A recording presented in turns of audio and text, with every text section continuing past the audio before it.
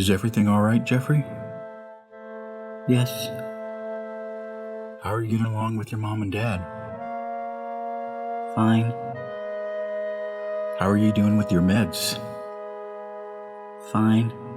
Just fine? Nothing else? Dr. Lewis sat up from his chair and took the empty space next to Jeffrey. His posture slouched in a manner similar to Jeffrey.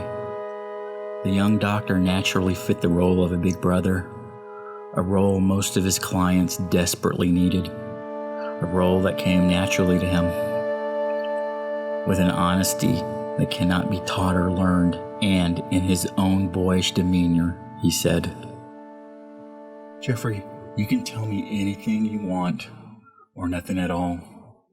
Either way, it's okay.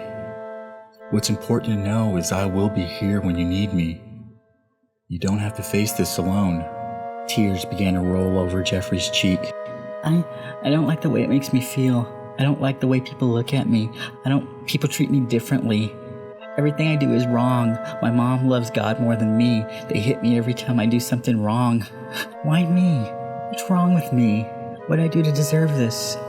Fortunately, Jeffrey was looking down as he wept and did not see the flash of anger that escaped Dr. Lewis's face at the mention of the boy's parents. He knew the type. Believers obsessed with their salvation in the afterlife and blinded to the life they are living right here and now. They completely miss the love that a religion can inspire.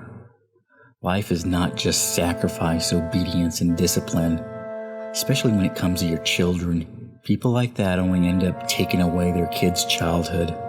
Jeffrey, would you like me to tell you what I think about schizophrenia? Jeffrey slowly nodded. For some people, I don't think it's just a disease.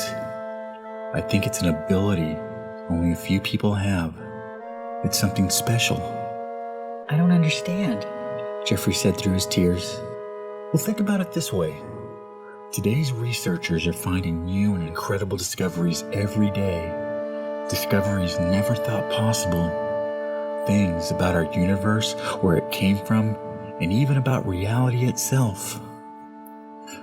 Now, what if I were to tell you that we are very close to proving there are countless of other universes that exist side by side and alongside our universe?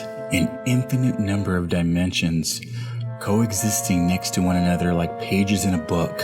So close, just turn the page and you're there, yet forever separated and unaware of each other.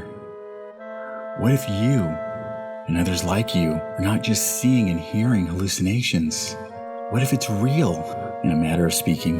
What if you have the ability to catch glimpses and flashes of the other side? To look at the other side of the page?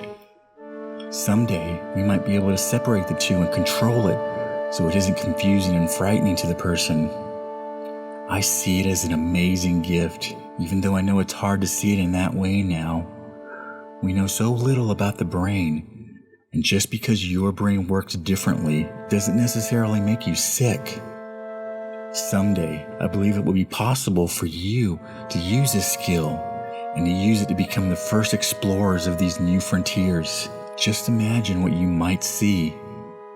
Jeffrey's face showed both interest and then concern. What if they don't want to be seen? Dr. Lewis's brow furrowed. Come again?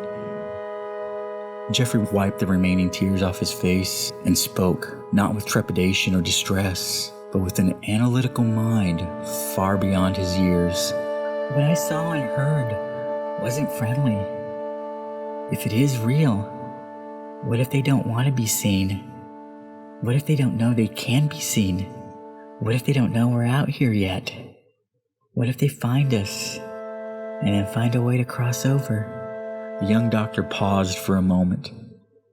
He'd never been confronted with this obvious flaw in his optimistic outlook of living with schizophrenia.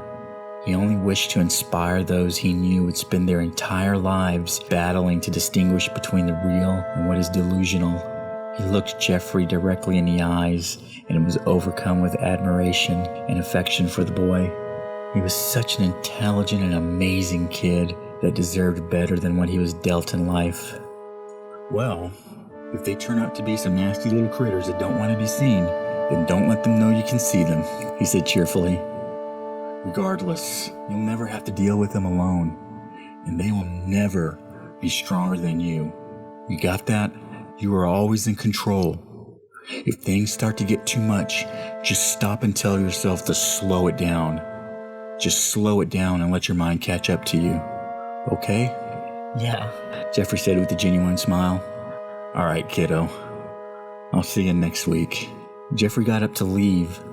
Dr. Lewis could already tell the boy was feeling better. He could also see the bruises on the boy's forearm. A day or more, they'd probably be unnoticeable. Jeffrey turned to wave, and Dr. Lewis again saw that amazing kid and thought to himself, shit. He was about to make one of his famous spur-of-the-moment decisions. He had already received a warning from the director regarding confronting parents on their methods of disciplining their children, unless, of course, there was a cause for suspecting child abuse.